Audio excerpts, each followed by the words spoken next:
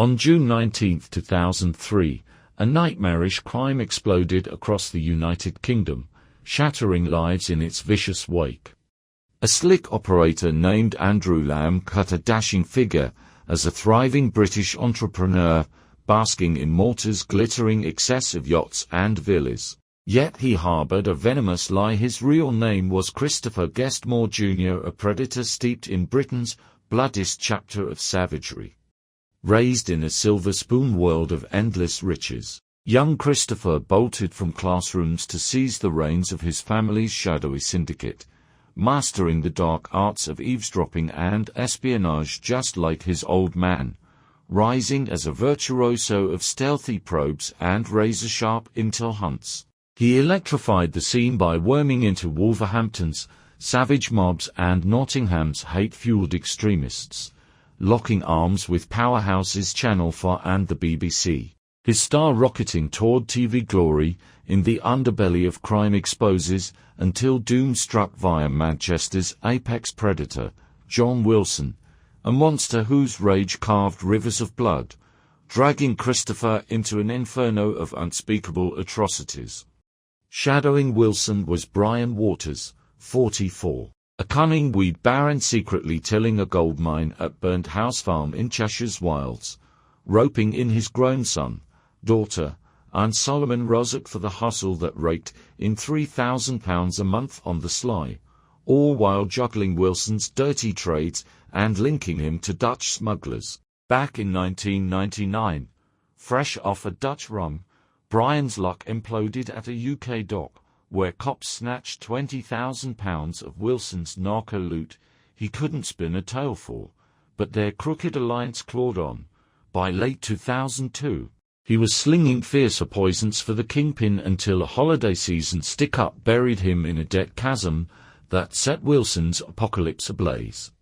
Blazing with betrayal, Wilson sixed Christopher's spy mastery on Brian's kin, dispatching him to stalk son Gavin from their lair right to the hidden jungle at Burnt House Farm, where he bided time till Gavin split, ghosted inside to expose the forbidden's harvest, and bolted the bombshell back, stoking Wilson's nuclear paranoia over Brian's rogue peddling. Wilson roared for vengeance, unleashing his hit squad to gut the farm and hijack the bounty.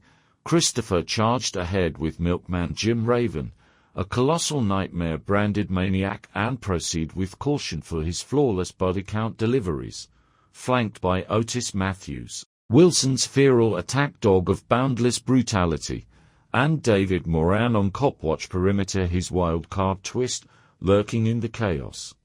They pounced on a ghost town, stuffing their van with every leafy treasure and rig, vanishing the haul to a black site drop before looping back to paint terror in crimson. Solomon Rozak strolled in naive, priming the scraps for revival, only to erupt into a hellstorm as Wilson's wolves swarmed, smashing his features with a cyclone of boots and hammers, while howling for phantom fortunes he swore he'd never touched. Unfazed by his silence, they lashed him in coarse ropes, flipped him skyward like bait, and rammed his skull into a cesspool barrel of rancid sludge, a drowning gauntlet of gasps and threats that cracked into no answers. Unrelenting in their quest for the elusive cash secrets, the thugs hammered Rozak with demands, but he stubbornly insisted he knew nothing of their phantom fortune, prompting them to unleash jolts of electricity through his writhing frame and splash corrosive acid across his searing skin, ratcheting the savagery to unholy heights.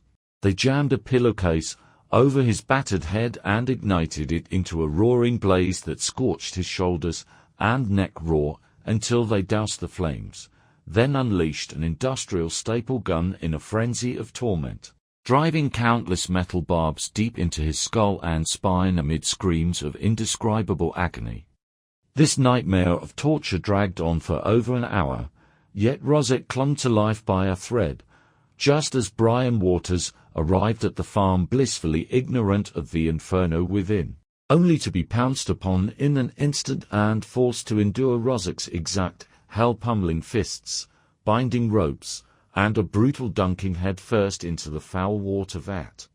Rosick could only gaze in abject terror as Brian suffered the same onslaught. But the monsters cranked it up a notch when one featured a thick iron bar, shoving it savagely into Brian's rectum with bone-crushing force that shredded his internal organs in a gory rupture.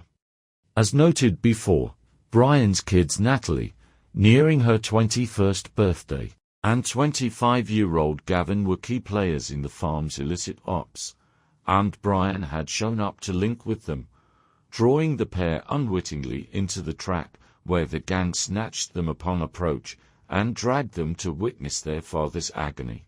Gavin endured a savage thrashing as the captors bellowed at Brian to cough up the money. Then they noosed a rope around his neck, slung it over a beam, and yanked tight to choke the life from him in gasping desperation. Natalie got bound beside her dad too, the crew jamming a pistol into her mouth while snarling ultimatums at Brian, who had nothing to give. She later recounted how they spun his chair to face her, taunting, "Look at your daughter, want her to suffer this," before slashing off her top with a blade and again howling for the £20,000. They lit a bin bag ablaze above Brian, letting molten plastic rain onto his bare flesh, then riddled his back and cranium with the staple gun's merciless barrage, leaving Gavin and Natalie powerless spectators 2 hours of their father's relentless pummeling. After 3 grueling hours, Brian's body finally gave out, his ragged breaths fading to silence as Natalie later described hearing the end and knowing her father was gone forever. The gang's bloodlust unquenched, they jacked Brian's car and raced to his house hunting the supposed stash, kidnapping his wife Julie and hauling her back to the farm amid the chaos. Meanwhile, the fourth accomplice, David Moran, stood sentry on lookout duty, but on Wilson's cryptic orders, he dialed emergency services to fake report an assault at the farm, motive shrouded in mystery, with the tense exchange unfolding on the right, about 500 yards.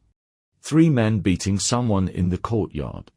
Junction 18, take the 556, yeah. About 500 yards on the right, okay, I'll look into it, thank you.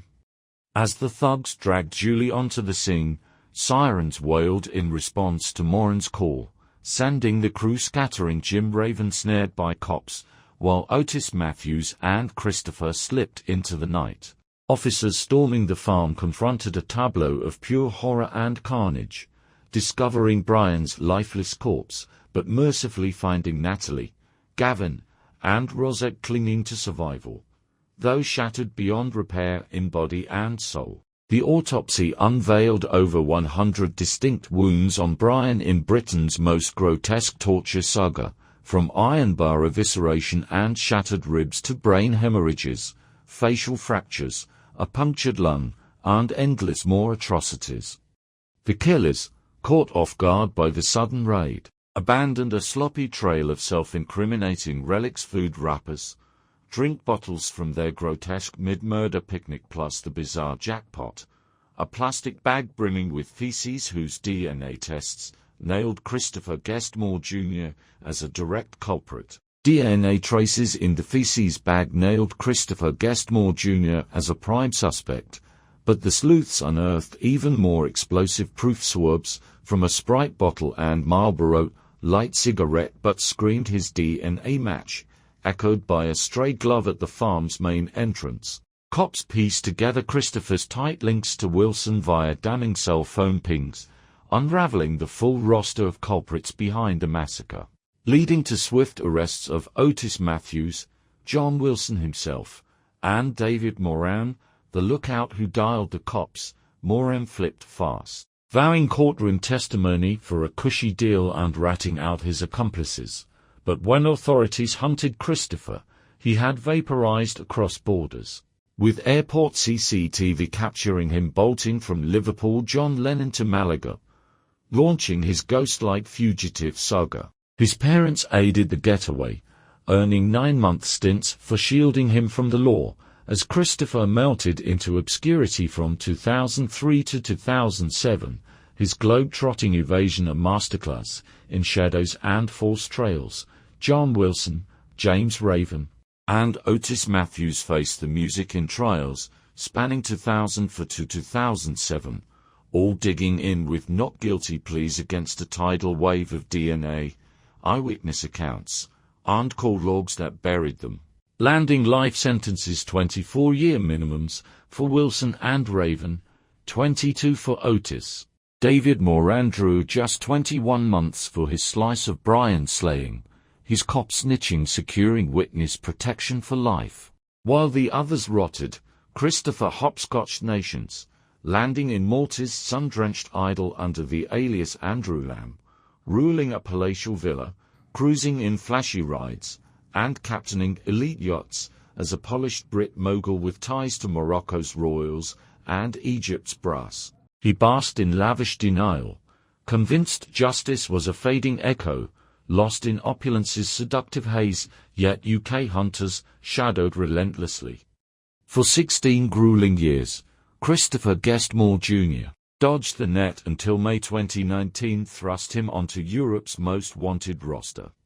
Mere weeks later, spotters pinned him down amid drawn-out extradition battles where he clung to his Lamb persona, only for the mask to shatter and drag him back to Britain. March 2021 ignited his reckoning at Chester Crown Court on murder charges, where he stonewalled guilt with cool poise under his barrister's gaze, but prosecution grilling exposed his smug shell cracking into dodgy gaps and slippery dodges. Drama peaked with Godfather Stephen Hayes dropping an alibi bomb, swearing they wined at a bar during the bloodbath, fogging the jury into a hung deadlock, and forcing a November retrial. Jurors this round shredded the tale under a month's barrage of ironclad proof, unmasking Christopher as Wilson's gleeful torture architect despite his innocence cries, slamming him with life and a 24-year minimum after 18 years on the lam.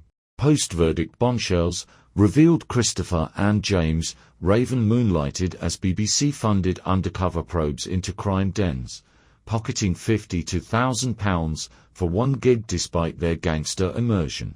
Brian Waters' saga ranks among Britain's foulest legal nightmares, etching eternal torment on survivors Rosic, Julie, Gavin and Natalie, who shoulder flashbacks and soul-deep wounds from that apocalypse day. Thank you all for joining this harrowing journey through the Brian Waters case, one of the most gut-wrenching tales in true crime history.